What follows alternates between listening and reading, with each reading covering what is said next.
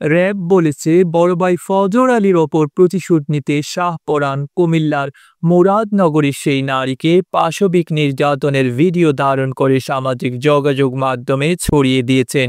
শাহপরান ওই দিনের মব সৃষ্টির অন্যতম পরিকল্পনাকারী। আর তার বড় ভাই ফজর আলী ওই নারীকে ধর্ষণের অভিযোগে আগেই গ্রেপ্তার হয়েছেন। শুক্রবার ৪ জুলাই রাজধানীর কারওয়ান বাজারে সংবাদ সম্মেলনে র্যাব ১১ এর অধিনায়ক lieutenant colonel H M Sajjad Hossain একথাগুলো জানান। শাহপরানকে বৃহস্পতিবার ৩ জুলাই রাতে র্যাব ১১ এর আভিযানিক দল কুমিল্লার বুড়িচং থানাধীন কাবিলা বাজার এলাকা থেকে গ্রেপ্তার করেছে। সংবাদ সম্মেলনে র্যাব পরিচালক সাজ্জাদ হোসেন বলেন, ফজর আলী ও শাহপরান দীর্ঘদিন ধরে ওই নারীকে উত্ত্যক্ত করছিলেন। ঘটনার ২ মাস আগে দুই ভাইয়ের মধ্যে বিরোধের জেরে কথা কাটাকাটি ও হাতাহাতির ঘটনা ঘটে। এরই পরিপ্রেক্ষিতে গ্রাম্য সালিশে বড় ভাই ফজর আলী তার ছোট ভাই শাহপরানকে চড়-থাপ্পড় মারেন। শাহপরান বড় ভাইয়ের ওপর প্রতিশোধ নেওয়ার জন্য সুযোগের অপেক্ষায় ছিলেন। র্যাব জানায়, সালিশের কিছুদিন পর ওই নারীর মা ফজর আলীর কাছ থেকে সুদের বিনিময়ে ৫০,০০০ টাকা ঋণ নেন।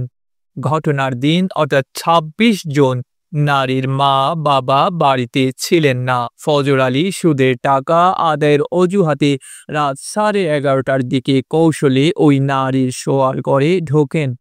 বিষয়টি টের পেয়ে শাহপরান ও আশপাশে অবস্থান নেন।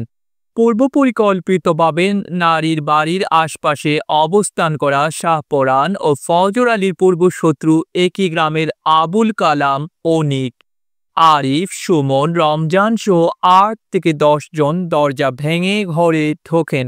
তারা ওই নারীকে শ্লীলতাহানি ও শারীরিক নির্যাতন করেন। অশ্লীল ভিডিও চিত্র ধারণ করে এবং পরে ওই ভিডিও চিত্র সামাজিক যোগাযোগ মাধ্যমে ছড়িয়ে দেন। ঘটনার পর শাহপরান সহ আবুল কালাম ও অন্য আসামিরা আত্মগোপন করেন। ২৭ জন মুরাদনগর থানায় ধর্ষণের মামলা করেন ওই নারী। সংবাদ সম্মেলনে র্যাব পরিচালক আরও জানান, প্রাথমিক জিজ্ঞাসাবাদে গ্রেপ্তার শাহপরান র্যাবের কাছে স্বীকার করেছেন পূর্বশত্রুতার কারণে তিনি তার ভাই ফজর আলীর ওপর প্রতিশোধ নিতে এ ঘটনা ঘটিয়েছেন।